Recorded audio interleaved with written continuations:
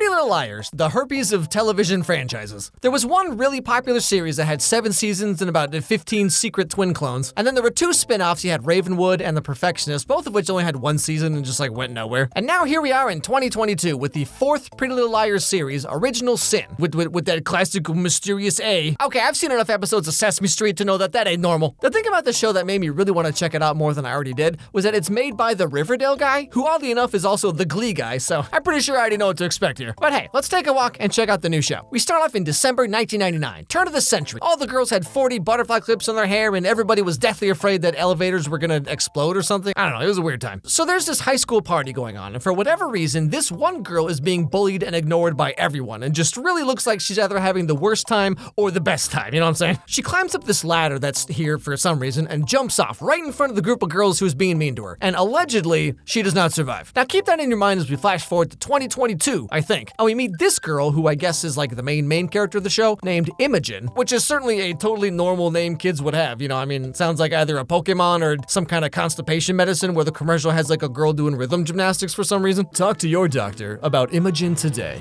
Imogen, for those times when eating a salad once in a while is just too darn hard. Anyway, so yeah, Imogen. Are you sure you're up for this, sweetie?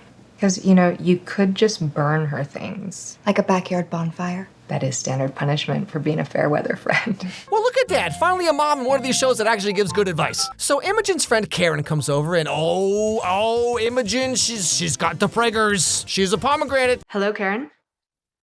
Here. This was taped to your door.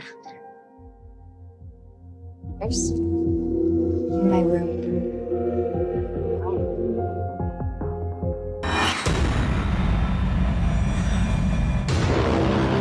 One thing you need to know about the show is that there's like a flashback every 4 minutes, and it always has like the loudest, most obnoxious jump scare noise.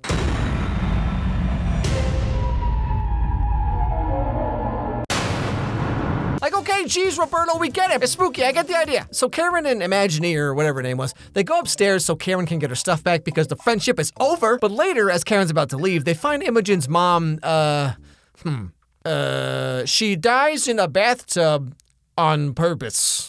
Wink, wink. Yeah, so like literally 7 minutes into the first episode, and we got 2 of them just back to back. This is gonna be a heck of a show, I tell you what. So then we cut to 1 month later. Imogen is living with her friend Tabitha and her mom, and trying to put her life back together. School? Are you sure, sweetie? I have to do it, Miss Hayworth. Even if it's just to distract myself. Plus, if I miss too many more classes, they'll make me repeat the year, and my mom would hate that. In high school, I would have done anything for your mom. Would you friggin' stop with that? So finally, Imogen's decided that it's time to go back to school, despite being preggo and then her mom and everything else. Like, she just needs some sense of normalcy. That is, of course, until she runs into her old ex-best friend, Karen, and you'll find out real soon why she has that name. Imogen? Oh, my God. I didn't think you'd be back this year at all. How are you holding up? Come on, Imogen, let's go. Wait. One more thing. Nobody wants your pregnant, tragic ass here.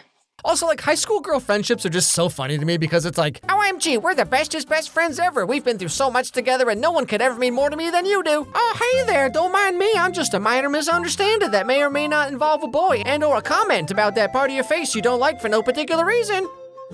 I will murder you and your entire family, Jessica. So throughout the day, we get to meet all the main cast. We have Imogen, who's pregnant and her mom died. We have Tabitha, who really likes movies and really wants you to know that. Research. The Masters of Horror. Let me guess, the 3 C's? Carpenter, Cronenberg, and Craven? And your boy De Palma's dissed yet again. Are you sure you're just in high school tabs? Because you remind me a lot of the girls I used to date at NYU.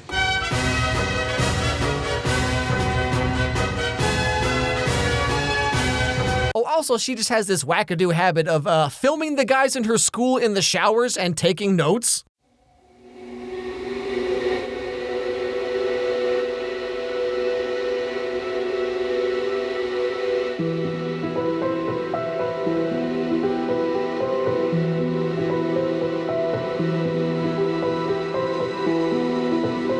Let's see here. Jason H? Pff, nah. Nicholas G? Well, I can work with that. Mike M? Okay. Perhaps that was a bit too premature in my judgment of you. But not as premature as you're going to be when I get done with you. Then there's Mouse, who likes K-pop, I guess. Farron, who has a super dark secret that no one can ever find out about. I was thinking more ABT. I worry ABT might not be the right fit for a dancer like you. With your medical history? If ABT found out about your scoliosis, I doubt they'd accept you.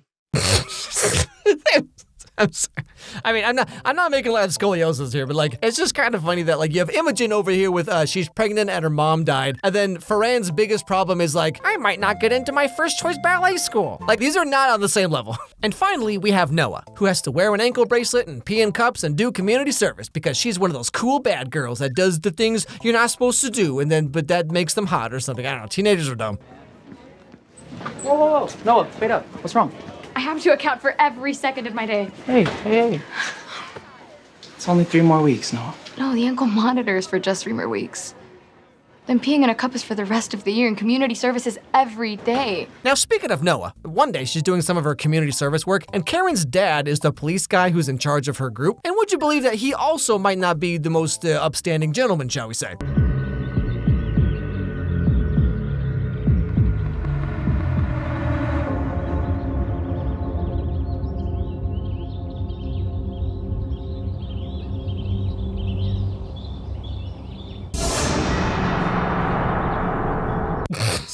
I'm sorry.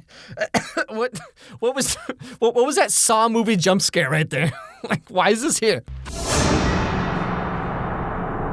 I mean, this is just your Netflix and chilling, and then the Uber Eats guy rings the doorbell. Oh crap, my cheese curds are here. This is just going through the Wendy's drive-thru at 2 a.m., and it's like, okay, so we have the Big Bacon Triple Classic. Really, guys, you couldn't just wait like 30 seconds? Now, the thing about all these characters is that they all have some kind of beef with Karen. Like, Imogen is her ex-best friend. Nobody wants your pregnant, tragic ass here. And in retaliation for this, Imogen decides to just commit the most unforgivable, just totally break the girl code. You don't belong here. And I am not the only person who feels that way. Well, I'm not going anywhere. I'm gonna be Spirit Queen. What are you even talking about? I'm running against you.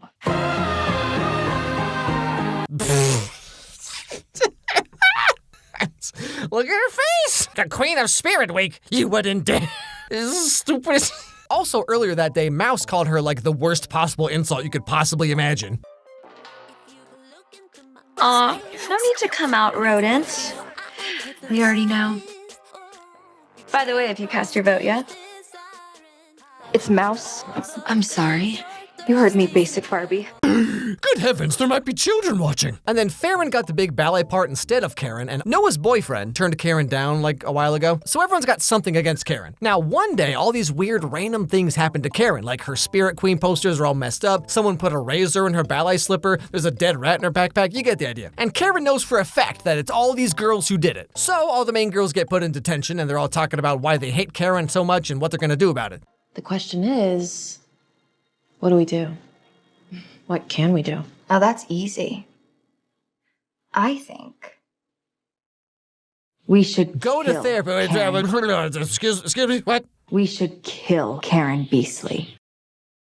That's not what I was expecting. But actually, Imogen just means like kill her reputation. Like, yeah, okay, lame. But then we get to the spirit dance, which turns out is not a seance, and I, for one, am very disappointed. But anyway, at the dance, Karen does actually end up dead, but no one knows how or why. Like, was it one of the girls? Is it connected to whoever sent Imogen's mom the letter at the beginning? Is the show gonna wrap up neatly in one season, or are they gonna try and stretch it out like the original show and have nothing make any gosh darn sense whatsoever? I don't know. I guess we'll just have to watch and find out.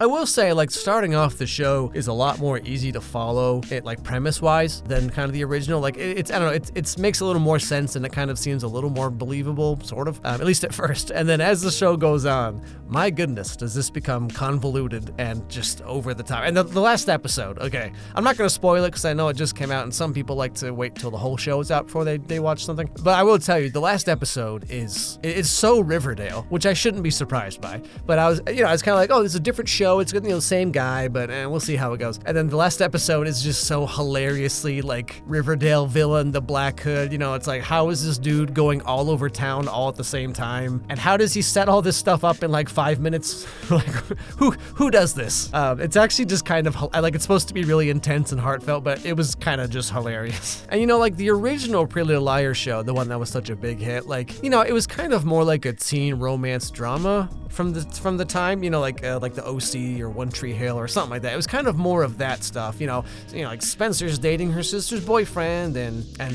the one girl's dating her teacher. Ooh, how scandalous. And then there's kind of this murder mystery on top of all of it, right? But this show is definitely more of like a 90s slasher horror thing, which is kind of cool. Like, I actually think the idea, like the elevator pitch for the show is pretty cool. But then, like I said, it kind of falls apart and just becomes whatever the heck it's trying to be at the end. And like to that note, this new show, the Original Sin, it's so cheesy. It's so cheesy and so predictable. Like they telegraph all of the plot revealed to it. Like, they telegraph it so far in advance, Like, there's no subtext here. Right from the beginning, it's like, hey, Karen's dad might be a creepy bad dude. And then at the end, it's like, guess what? Karen's dad was a creepy bad dude. like there's no confusion here. But whatever. Anyway, thanks for watching, everybody. Hope you enjoyed it. If you did, don't forget to leave a like, subscribe, leave a comment, that kind of thing. Let me know what movies or TV shows I should do next. Send me an email at alexmeyerscontact@gmail.com or just comment down below. That's fine too. And above all, let's have a great day, and I'll see you all next time.